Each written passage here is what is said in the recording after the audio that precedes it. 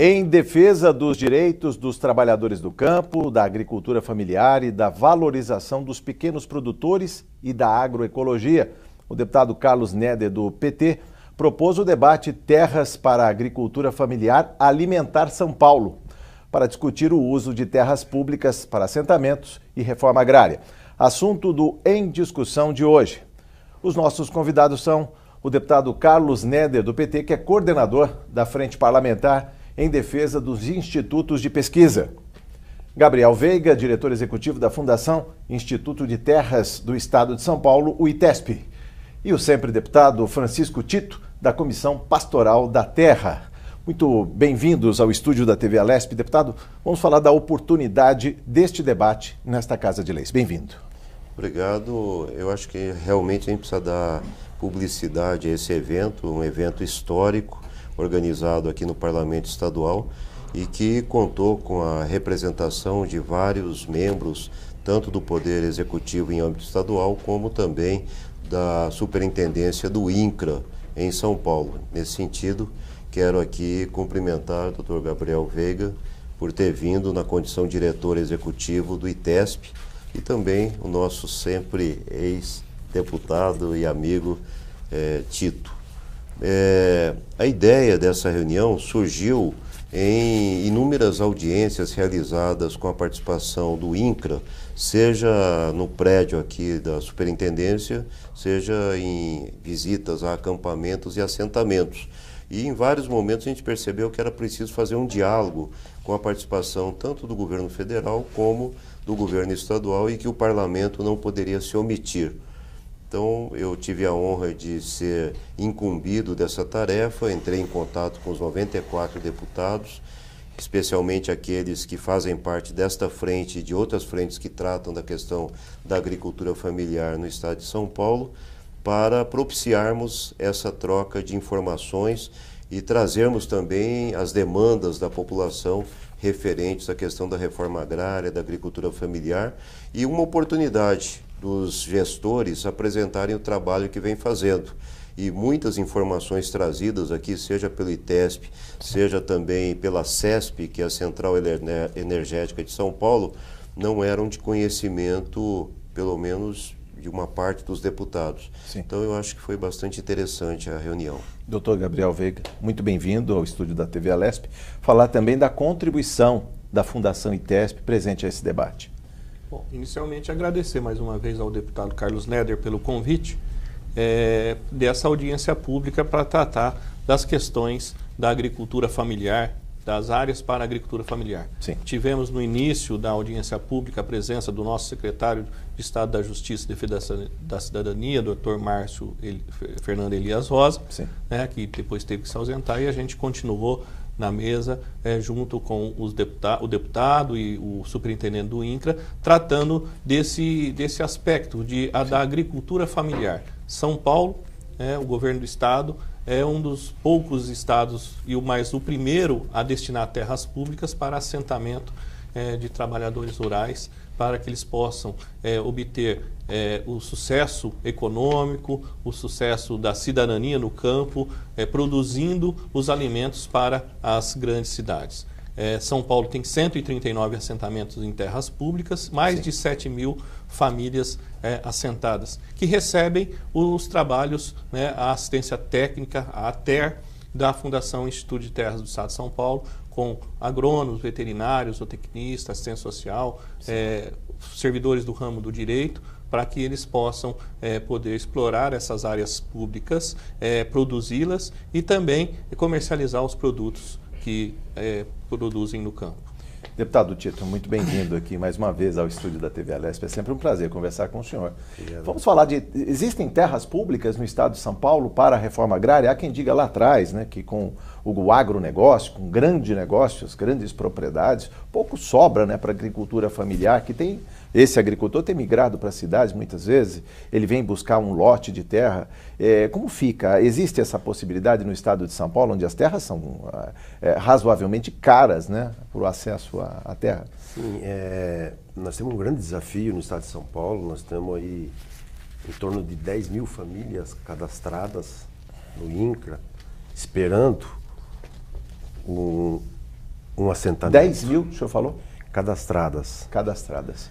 Mais de 10 mil cadastradas. Nós temos aí em torno de 5, 6, 7 mil famílias que estão acampadas na beira da estrada há muito tempo, inclusive. Tem acampamentos aqui no estado de São Paulo que aguardam já por 10 anos um pedaço de chão, né? Então nós temos um grande desafio que é esse de buscar e dialogar, conversar com o Estado a possibilidade de disponibilizar áreas do Estado para que possam essas famílias serem assentadas. Então, existem áreas e eu acho que hoje eu chamei esse encontro de um encontro histórico porque eu acho que iniciamos aqui um diálogo que talvez pudesse ter sido já iniciado há algum tempo atrás, né? Por conta da urgência desses acampamentos e dessas pessoas que lutam por um pedaço de terra para poder produzir comida e comida saudável para o nosso estado. Eu acho que hoje nós demos um pontapé num processo que vai necessariamente passar por essa casa e precisa necessariamente a ajuda dos deputados num diálogo com o governo do estado para que a gente faça um estudo mais profundo de áreas que o estado tem e que essas áreas possam definitivamente, efetivamente ser colocadas a serviço da reforma agrária para que essas famílias possam ser assentadas. Esse é um grande desafio que nós temos que dialogar e muito para acelerar esse processo, porque o sofrimento dessas famílias em beira de estrada, sim, a exposição dessas famílias em beira de estrada chega a ser uma ofensa ao ser humano que tem que se sujeitar a ficar anos em beira de estrada, com crianças, com a família, às vezes passam necessidade, inclusive, até de alimentação. Sim. Então, é uma questão urgente, um desafio urgente para o nosso Estado dialogar sobre essa questão e encontrar alternativas e levantar essas áreas que elas possam efetivamente se transformar em áreas de assentamento e reforma agrária no Estado de São Paulo. Deputado Néder, durante o evento se falou, por exemplo, nas áreas lindeiras, aos lagos da CESP. As que estão à margem, haveria um impedimento, que são áreas de proteção permanente. Mas existem outras áreas disponíveis que poderiam, por exemplo, serem destinadas à reforma agrária, à agricultura familiar? Nós observamos que há várias situações e possibilidades, né? Então, isso se expressa nas reivindicações trazidas aí pelas lideranças e movimentos. Sim. Uma delas diz respeito a fazendas improdutivas que poderiam ser objeto aí de uma avaliação para efeito de desapropriação, né? Entretanto, nós estamos num momento de crise econômica e há dúvida se o orçamento, seja do INCRA, seja dos ministérios ou mesmo no estado de São Paulo, permitiria que se fizessem essas vistorias, sim, em grande número, o que implicaria em criar expectativas e depois não haver recursos suficientes para que houvesse a desapropriação. Mas essa é uma linha e foi dito, inclusive, pelo pessoal do INCRA, que eles vão continuar fazendo as vistorias para efeito de desapropriação, só que num ritmo menor do que aquele que os movimentos gostariam. Mas é uma possibilidade. Outra possibilidade diz respeito à questão de terras devolutas e que acabaram sendo griladas, e há muitas dessas na região do Pontal do Paranapanema, e há uma expectativa de que o poder público e o judiciário façam o levantamento se de fato essas terras foram griladas, foram apropriadas indevidamente por particulares, e que seria o caso do poder público tentar reavê-las.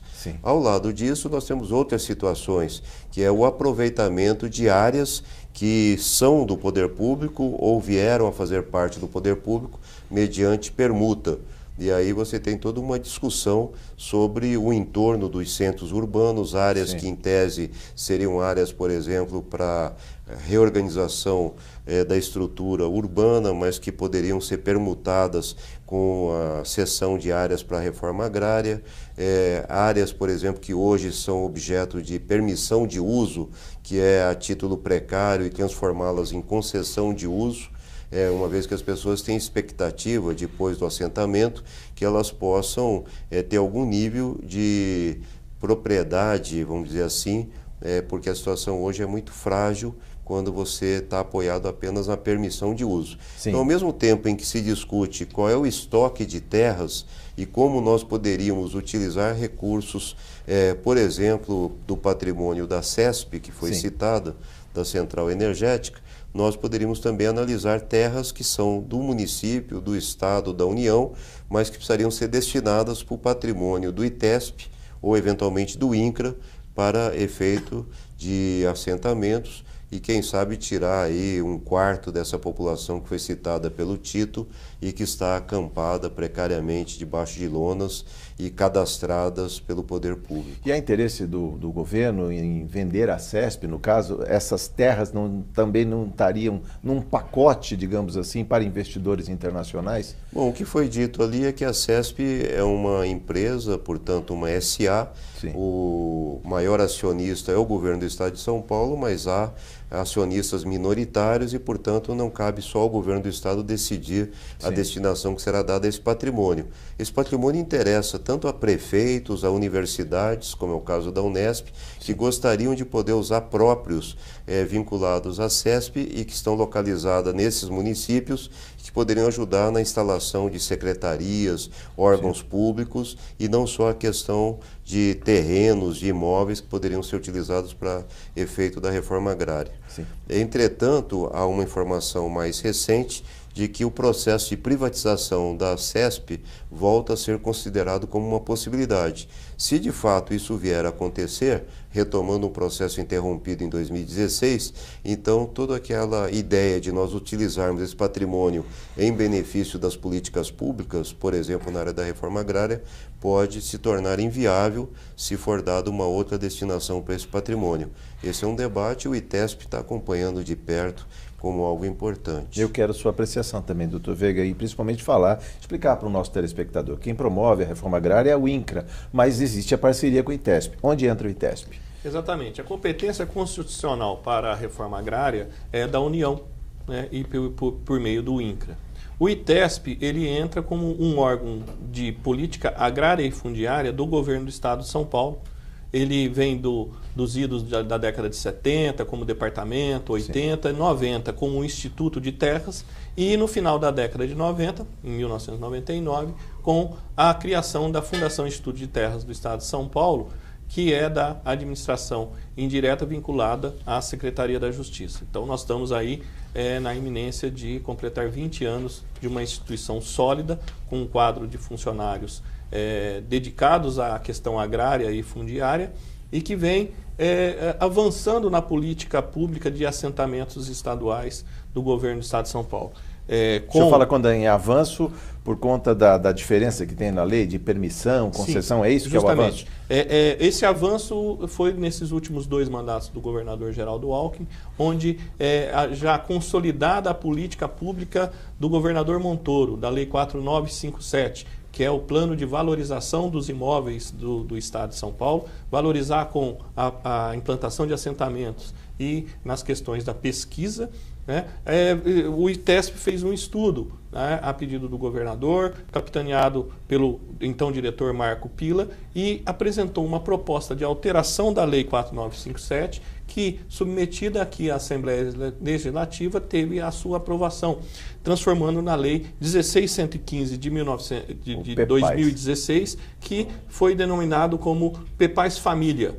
Né? É a família utilizando um espaço público para a produção da sua agricultura familiar e de forma que economicamente possa ter um sucesso. Queria que o senhor traduzisse o nome PEPAS para quem não conhece. PEPAS é Programa Paulista da Agricultura de Interesse Social, né? Voltado à população que precisa e que quer explorar uma área para a sua produção economicamente. E dentro do programa PEPAS Família, também se criou, por lei, um programa paulista de aquisição dos alimentos da agricultura. A semana passada, o governador Geraldo Alckmin passou o teto do PEPAS de 22 mil para 30 mil.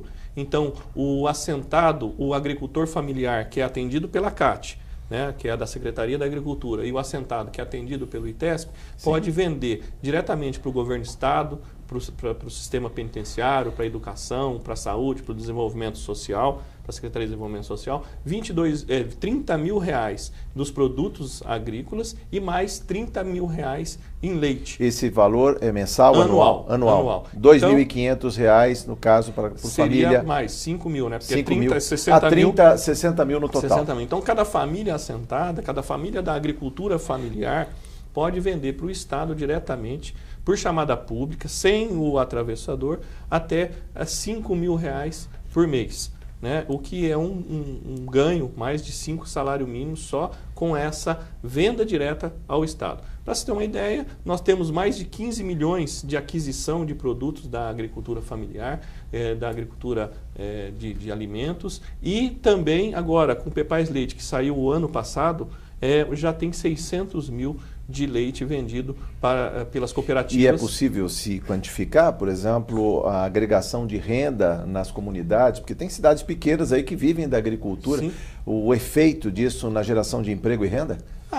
É o efeito da própria comercialização dos produtos e o assentado, ele é muito diferente do grande proprietário rural que mora numa metrópole e explora uma grande fazenda num município pequeno. Então, todo aquele recurso que ele obtém da sua produção lá no município pequeno, ele leva para a metrópole, lá para a cidade onde que ele mora. O assentado não. Todo o recurso que ele obtém do seu sítio lá, do seu lote no assentamento, ele deixa na própria cidade, em Mirante do Paranapanema, em Teodoro Sampaio. Faz girar a economia local. Gira a economia local. Sim.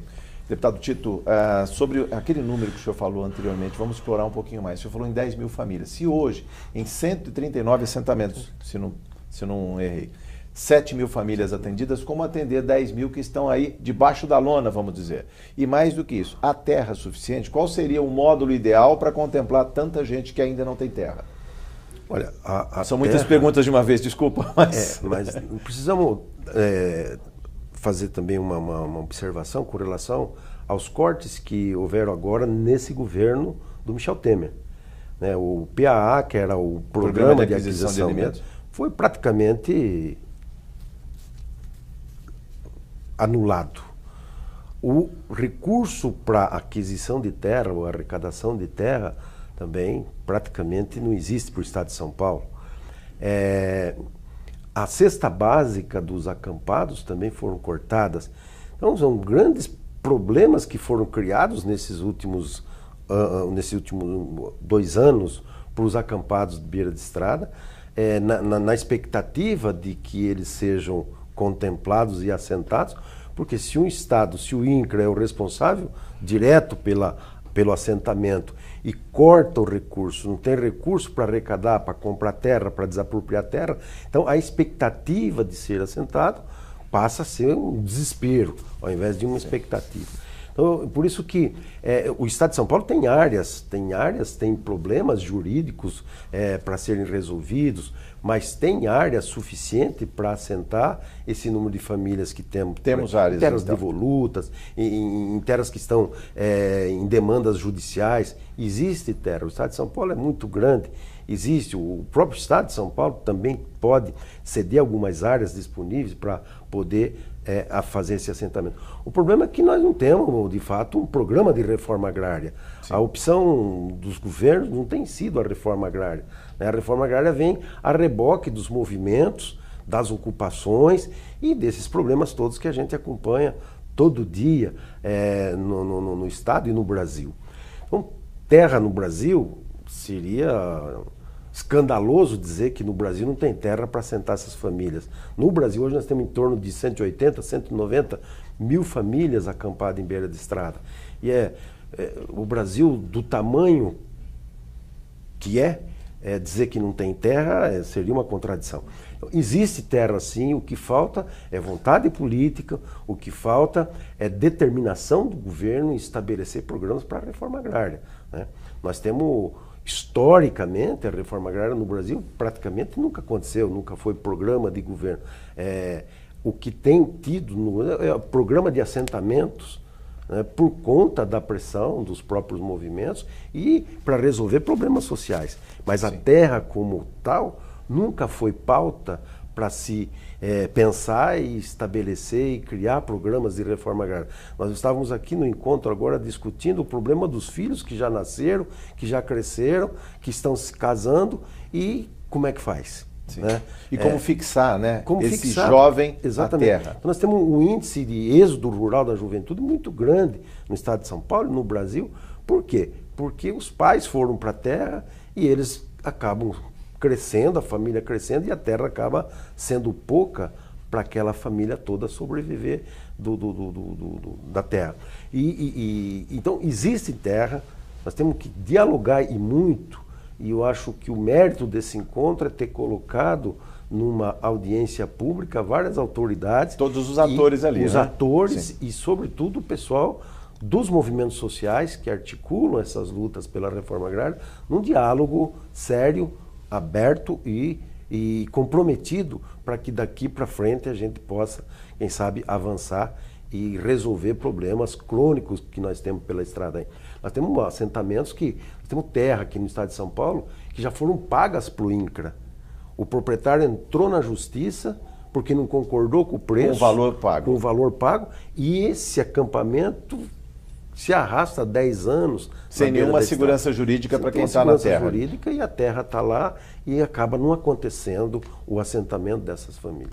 Deputado Carlos Neder, quais foram as principais demandas apontadas pelo movimento dos trabalhadores sem terra, por todos os movimentos que participaram, e o que se espera em termos de interlocução com os agentes públicos para que aumente o estoque de terras disponíveis e que essa população, essa parcela da população possa trabalhar na terra, produzir esses alimentos e alimentar São Paulo, como estava Nós tivemos nessa audiência cerca de 150 participantes, representando 44 municípios. Então, por aí você pode imaginar... Gente de longe que veio, né? Você pode imaginar, e gente que se deslocou 300, 400 quilômetros para vir para o evento. E então há uma multiplicidade de situações e a preocupação nossa é que estas reivindicações se organizem em torno desses movimentos, como é o caso da FNL, MST, a CPT, para que não haja uma demanda individual e que a gente consiga articular essa demanda toda em torno de eixos de intervenção. A impressão que fica é que o Estado de São Paulo vem fazendo a sua parte com a contribuição do Parlamento Estadual. Sim. Foram aprovadas leis importantes que estão contidas nessa cartilha e o Parlamento Estadual cumpriu o seu papel.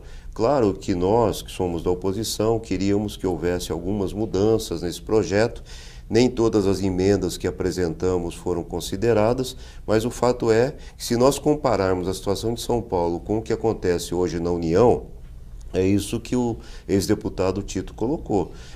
Há um retrocesso importante do ponto de vista da política fundiária, agrária, em programas que estavam instituídos, e eles deixaram de ser política de Estado e foram considerados como política de governo e, portanto, com a mudança... Podem ser descontinuadas. Foram descontinuadas e é muito ruim isso, seja para a ação dos órgãos federais, seja para a relação que eles estabelecem com os órgãos estaduais.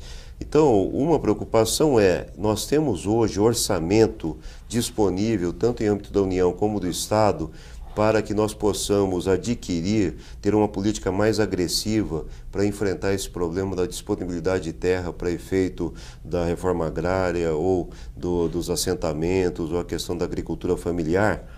Segundo, o orçamento autorizado no Estado de São Paulo pelo Parlamento Estadual vem sendo integralmente utilizado pela Secretaria de Agricultura e Abastecimento, pela Secretaria de Estado do Meio Ambiente, pela Secretaria de Justiça, a qual é vinculado o ITESP. Esse é um debate, porque nem sempre depende do gestor poder dispor do orçamento. Às vezes ele tem lá uma dotação orçamentária, mas ele depende, por exemplo, da Secretaria da Fazenda, se autoriza ele ou não gastar integralmente aquilo que foi autorizado pelo Poder Legislativo.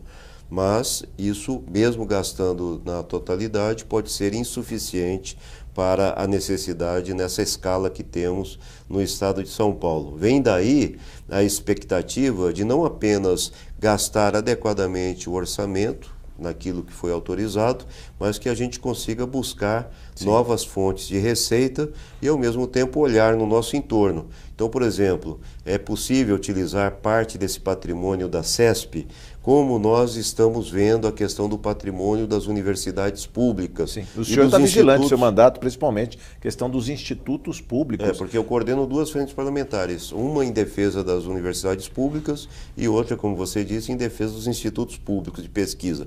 Claro que tanto as universidades como os institutos de pesquisa querem que esse patrimônio seja utilizado em favor da pesquisa, do conhecimento e dos institutos vinculados às várias secretarias que atuam nesta área de ciência, tecnologia e inovação.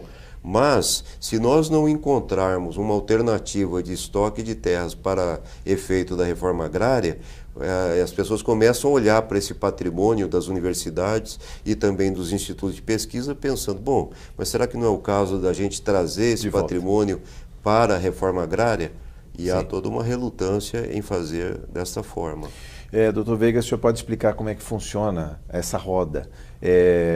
Acesso à terra, depois vem assistência técnica e depois o escoamento da produção. Se um deles não funcionar, não tem reforma agrária, não tem assentamento que funcione. A gente fala a política agrária paulista, né? Reforma agrária, como que a gente coloca aqui desde o começo, é competência da União. Então, graças à visão do governador André Franco Montoro, foi feito a Lei 4957, com o parlamento da época também aprovando, onde destinava a terra pública para os assentamentos estaduais. E aí agora renovada com a 16115, e não foi só essa lei, foram 5 leis aprovadas pelo parlamento nos últimos 2 anos, uma lei que regulariza áreas da médias propriedades em terras devolutas no Pontal do Paranapanema, mediante o pagamento, e esse pagamento é revertido para a região, para os assentamentos. Agora, essa semana o governador Geraldo Alckmin assinou o decreto e a autorização para a Secretaria da Justiça contratar Desenvolve São Paulo, que esse fundo, o Fundespar, Fundo de Desenvolvimento do Pontal do Paranapanema, ele já tem 4 milhões e desses 2 milhões e 800 já estão liberados, sendo 1 milhão e 400 para os municípios apoiarem os assentamentos. É vinculado aos municípios apresentar projetos para apoiar os assentamentos na comercialização, na melhoria da infraestrutura, e também 1 milhão e 400 para a Fundação ITESP fazer também projetos para os assentamentos. Então, nós temos já aí um ganho de 2 milhões e 800 mil reais, até mais um pouco, que serão investidos lá no Pontal do Paranapanema. Sim. Uma lei semelhante que vai iniciar agora no Vale do Ribeira e no Alto Vale, também de terras devolutas. O senhor está falando de duas regiões economicamente deprimidas do estado de São Paulo, ou seja, o guarda-chuva do estado precisa alcançar essas áreas. E por quê? Porque existe o conflito da terra, a indefinição dominial. E o Estado, nas terras devolutas, ele regulariza o médio produtor até 15 módulos, sendo próximo a 450 hectares no Pontal e 270 hectares no Vale do Ribeira, para que aquele produtor também possa ter a sua regularização, dando uma contrapartida financeira de 10% do valor da terra nua para o fundo, e esse fundo investindo nos assentamentos e investindo aqui no Vale do Ribeira nas comunidades quilombolas. E o que muda para aquele que já está assentado, a diferença lá da permissão e da concessão? É importante também mencionar que o ITESP, o governo do estado, ele tem uma política de regularização da situação do assentado. Ele tem comissão de seleção, tem um cadastro público feito regionalmente pelo município, e essa comissão de seleção é feita por integrantes do Estado e da sociedade civil e do município, onde que você faz uma lista de classificação. Nós tivemos agora o assentamento do governador André Franco Montoro, 235 foram chamados e ficaram 235 numa lista de espera. eventualmente, daqueles primeiros 235 que não se... classificaram, né? Vamos dizer assim. Que se classificaram, mas que não tem o perfil para explorar, ele sai e entra um da lista. Sim. Coisa que o governo federal não tem uma regulamentação, inclusive foi uma fala de um assentado do governo federal. Nós temos uma possibilidade de, chegando numa situação onde que o assentado não tem mais capacidade laborativa para explorar o lote, ele passa o seu lote para frente, para essa comissão de seleção, dentro de uma classificação, é avaliada as benfeitorias dele e ele é indenizado pelas benfeitorias, porque a terra é do Estado. E agora, com a nova lei, 16.115, nós temos duas situações muito importantes para o assentado. Uma para a sucessão hereditária, no falecimento de um dos titulares, pode suceder aquele que está... O filho fica mais confortável, né? O filho fica garantido do seu direito se ele estiver explorando junto ou morando junto com o pai.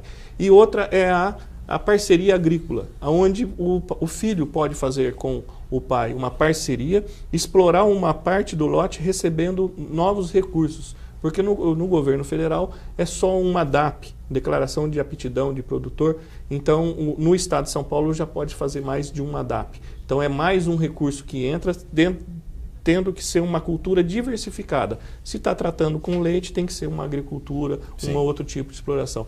E isso que a gente tem esse ânimo no estado de São Paulo de tratar dos assentamentos, porque as políticas públicas apresentadas pelo órgão técnico do Estado, que é a Fundação ITESP, aceitas no âmbito do governo do Estado, na Procuradoria e encaminhadas ao Parlamento, é debatido, são feitas audiências públicas, esclarecidas, eventualmente uma ou outra emenda que não é possível ser inseridas, mas sai um projeto de lei, ou é aprovado, sai uma lei que beneficia a população que está mais necessitada. Então, é uma parceria muito interessante, uma parceria no sentido da independência dos poderes, mas que sempre visando a melhoria da população paulista. Deputado Tito, é sobre a produção de alimentos com menos agrotóxicos, como foi dito nesta audiência pública, a agricultura familiar como protagonista de algumas regiões paulistas, mas como conviver, por exemplo, com esse mar de cana que já está disseminado no estado de São Paulo? De que adianta eu produzir o meu alimento aqui com toda a segurança se o meu vizinho do lado ainda está despejando com aviões agrotóxicos, poluindo os riachos, os rios? Como é que o senhor vê essa convivência da agricultura familiar com o grande produtor rural, haja vista que temos aí um mar de cana nesse estado de São Paulo? Então, o grande mote dos assentados, dos pequenos agricultores, da agricultura familiar hoje é agroecologia, é produzir comida saudável, comida sem envenenamento. E como é que convive nessa realidade cercado por canas? Eu me lembro um dia que lá no Pontal do Paranapanema eu estava indo visitar um cafezal plantado na sombra. Ele produziu a mata e ali ele estava produzindo café. Consorciada, a mata e o canavial. Comentamos isso com você uma vez, inclusive, para fazer um programa para mostrar essa realidade do café produzido na sombra, né, sem agrotóxicos, sem adubo químico, etc. E quando a gente estava indo para lá, para chegar nesse assentamento, a gente tem que passar por um canavial. E eu até brinquei, falei... Aí é um deserto, né? Vamos abrir o vidro do carro aqui para a gente respirar um ar mais puro aqui. Quando eu acabei de dizer isso, um avião passando em cima da gente, pulverizando o canavial do lado de um assentamento que insiste.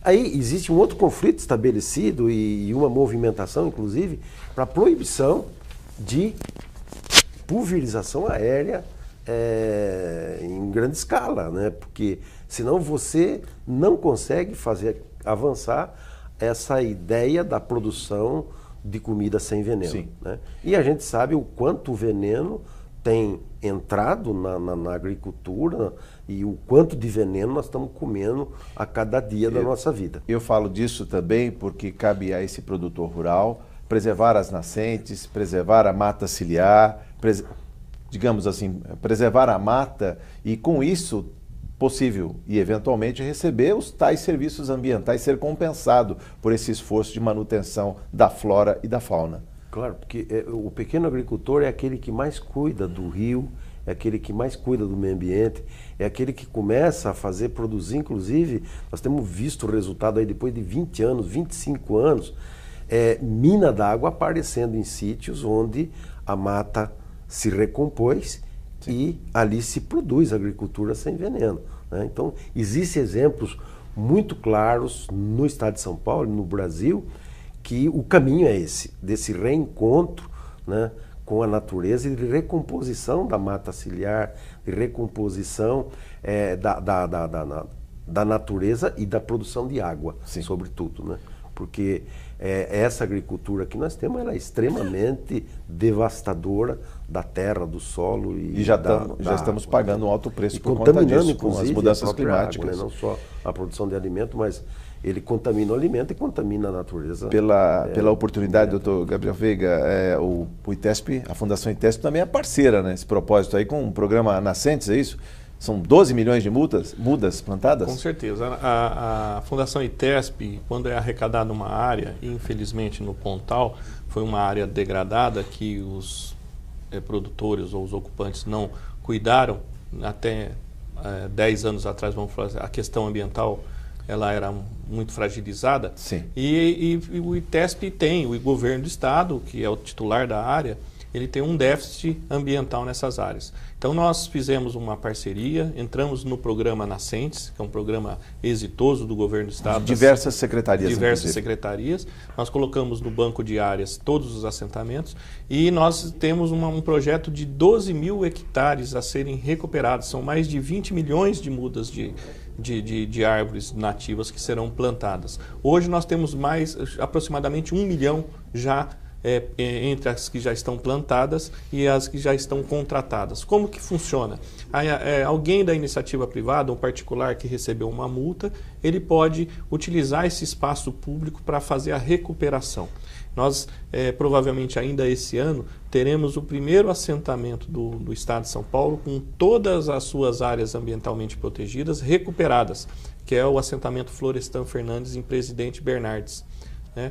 Outra situação também que o ITESP cuida e vem agora avançando com recursos da Secretaria de Recursos Hídricos e também do FID é a implantação de fossas nos assentamentos. Sim. Né? Biodigestoras, principalmente naqueles lotes próximos a nascentes, aos rios.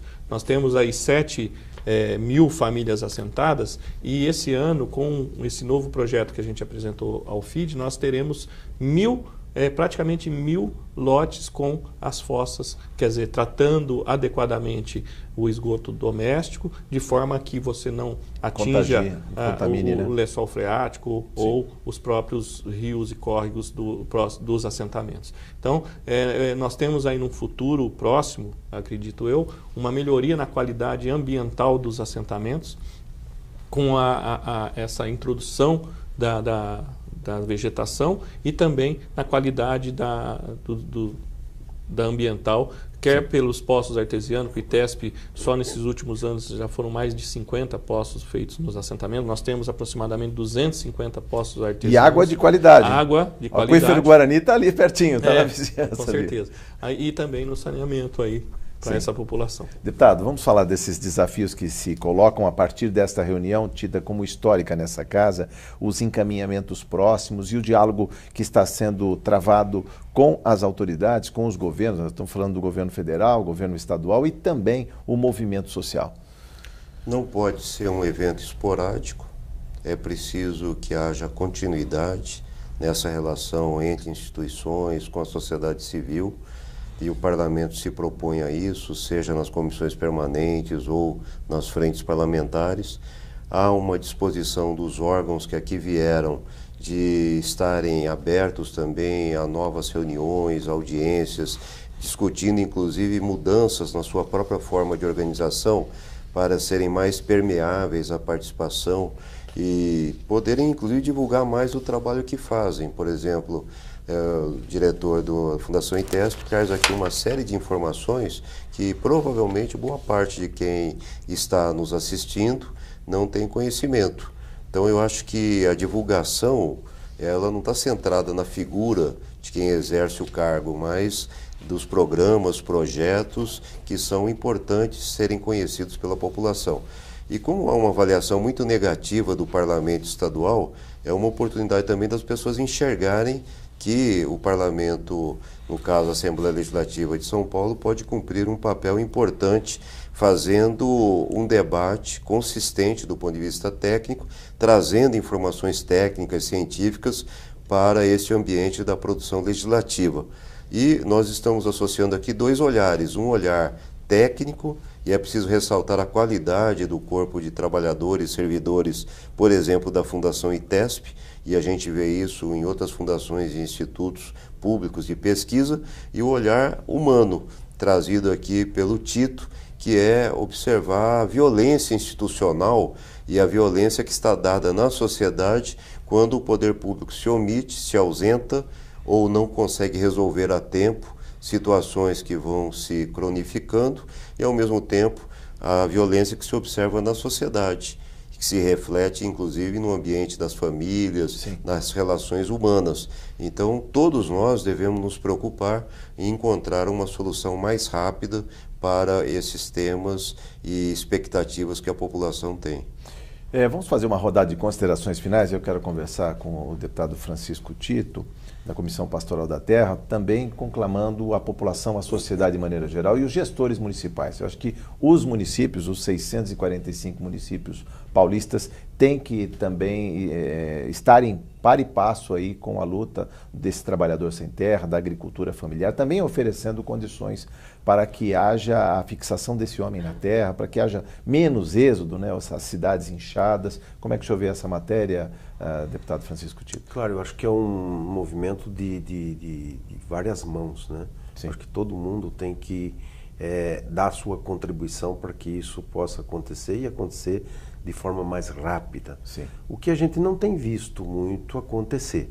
Né? Principalmente da parte dos municípios, dos gestores municipais, prefeitos, vereadores, juízes, o judiciário atrapalha muito, assegura muito e provoca, inclusive, perseguições. Eu acho que nós temos aí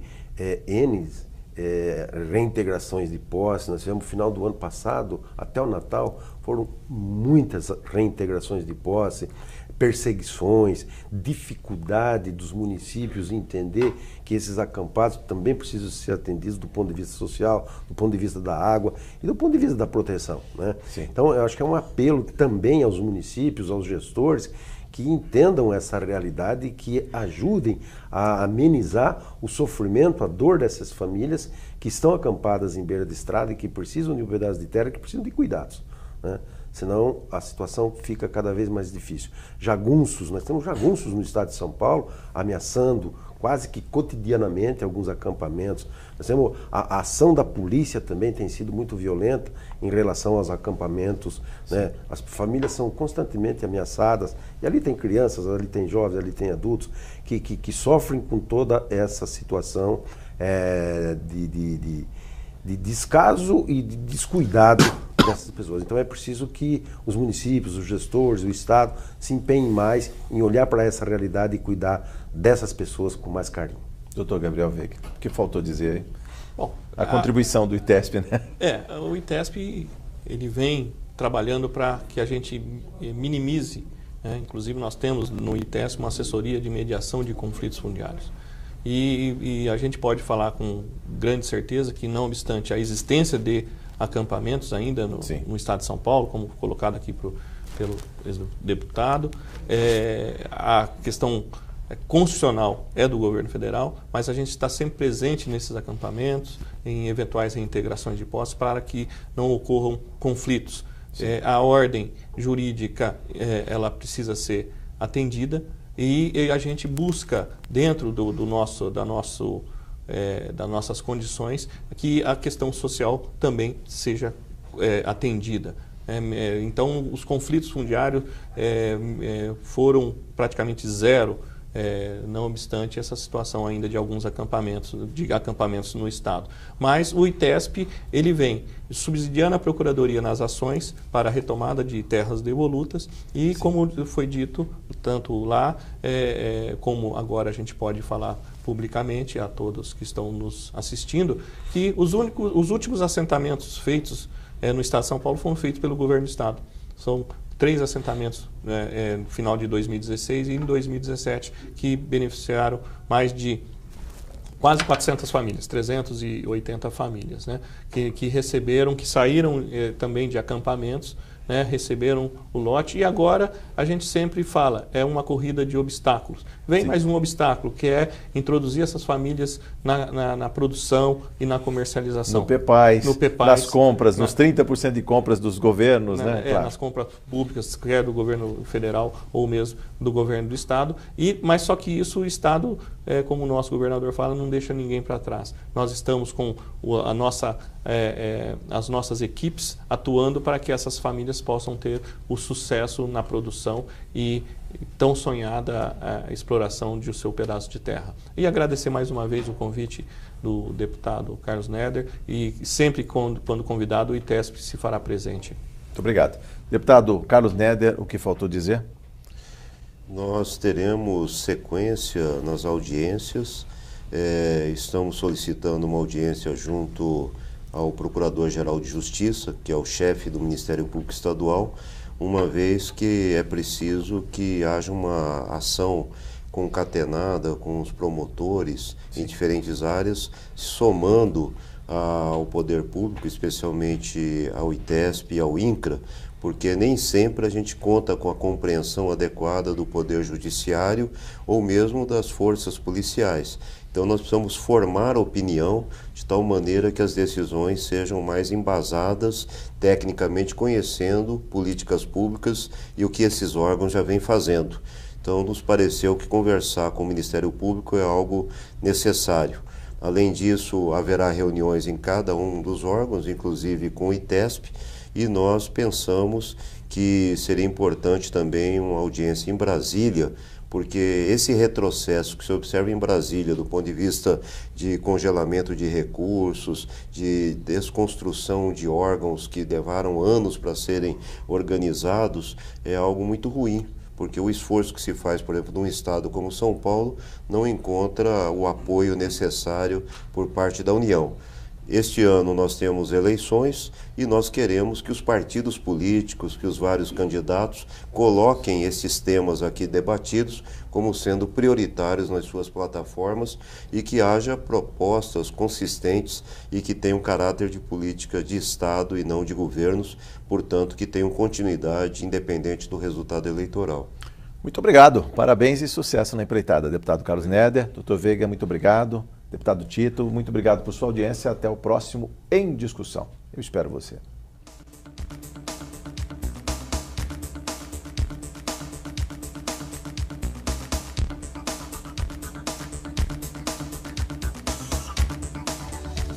Explicação. Vale a pena. Muito bom.